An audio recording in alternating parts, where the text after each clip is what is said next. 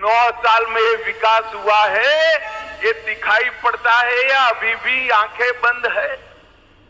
आपने क्या किया था? भय, भ्रष्टाचार और भूख का शासन दिया था। बूढ़ा जी आते थे तो बेफाम भ्रष्टाचार होता था। दामाद की सेवा में हरियाणा की भूमि की नीलामी होती थी और चौटाला जी आते थे तो कानून और व्यवस्था की परिस्थिति खराब हो जाती। ये दोनों ने सरकारी भर्तियों में भ्रष्टाचार तो किया ही, अपने चट्टो बट्टों को नौकरी देने का काम किया। भारतीय जनता पार्टी की मनोहर सरकार ने जिसका मेरिट है उसके घर पर इसको नियुक्ति पत्र देकर एक काने पैसे के बगैर नौकरी देने का काम भारतीय जनता पार्टी की सरकार ने। एक आता था तो अपने जिले का विकास करते, दूसरा आता था तो अपने जिले का विकास करता था। मगर भारतीय जनता पार्टी ने पूरे हरियाणा का विकास करने का काम भारतीय जनता पार्टी ने किया है। दरबारी दामाद और डीडर की 3D सरकार से भारतीय जनता पार्टी ने बहुत बड़ा परिवर्तन लाकर हरियाणा को विकसित राज्य बनाने का काम किया है। मैं फिर से एक बार जोर से ताली बजा जाऊं, मैं मनोहर जी को इसके लिए बहुत बहुत साधुवाद और बधाई देना चाहता हूं। हरियाणा जैसे राज्य में से करप्शन समाप्त करना, भाई भतीजावाद समाप्त करना, हरियाणा जैसे राज्य की कानून और व्यवस्था को ठीक करना बहुत कठिन कार्य था। मनोहर जी ने हंसते हंसते हंसते एक कार्य को ऐसे कर दिया कि लोगों को मालूम भी नहीं पड़ा और हरियाणा खुशहाल। माताओं, भाइयों, बहनों, अभी अभी मोदी जी के विकास, मोदी जी को देश को सुरक्षित करने का कार्यक्रम और देश को गौरव दिलाने के कार्यक्रम से डरकर एक घमंडिया गठबंधन बना है। 27 राजनीतिक दल इंडी अलायंस बनकर साथ में आए हैं। इनका काम क्या है? ये 27 के 27 दल उठाकर देख लीजिए, सारे परिवारवादी दल।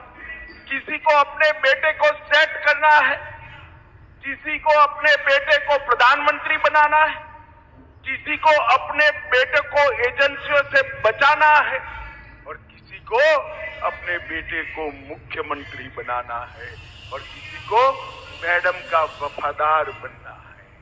ये लोग भला कर सकते हैं क्या? जरा जोर से बोलो, देश के गरीबों का, देश की 130 करोड़ की जनता का ये लोग भला कर सकते हैं क्या? मैं आज यहां पूछने आया हूं, बूढ़ा साहब, आपकी दोनों जगह सरकारें थी, हरियाणा में भी थी और देश में थी। सोनिया मनमोहन सरकार ने 10 साल के अंदर हरियाणा को सिर्फ 40,000 करोड़ रुपया डिवोल्यूशन और ग्रांट इन एड के माध्यम से दिया था। कितना दिया था बोलो तो भाई? 40,000 करोड़। कितना? मोदी जी ने 40,000 करोड़ से बढ़ाकर 1,32,000 करोड़ रुपया इन 9 साल, और इसके साथ साथ 20,000 करोड़ की लागत से आर्थिक गलियारा परियोजना, 12,150 करोड़ की लागत से दिल्ली मुंबई एक्सप्रेसवे हरियाणा से होकर जा रहा है। 64,000 करोड़ की लागत से कुंडली मानेसर पलवल एक्सप्रेसवे का उद्घाटन हो चुका है। 19 किलोमीटर लंबा द्वारका एक्सप्रेसवे को गुरुग्राम का उद्घाटन पहले खंड का हो चुका है।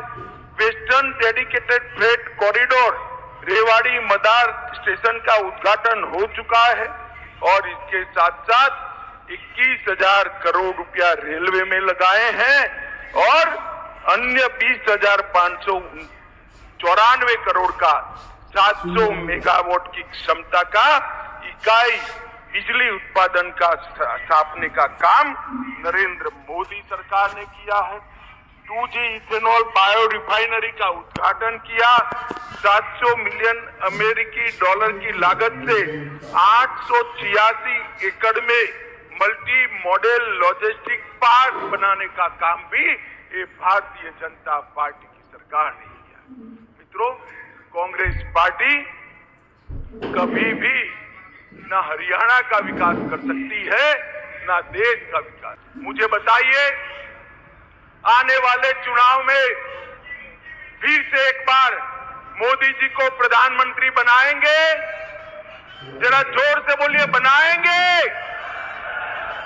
कमल के निशान पर बटन दबाएंगे? हरियाणा की सभी सीटों पर कमल खिलाएंगे? तो मेरे साथ दोनों हाथ उठाइए, उठाइए दोनों हाथ, विजय के विश्वास की मुट्ठी बींचिए और प्रचंड आवाज से बोलिए, भारत माता की।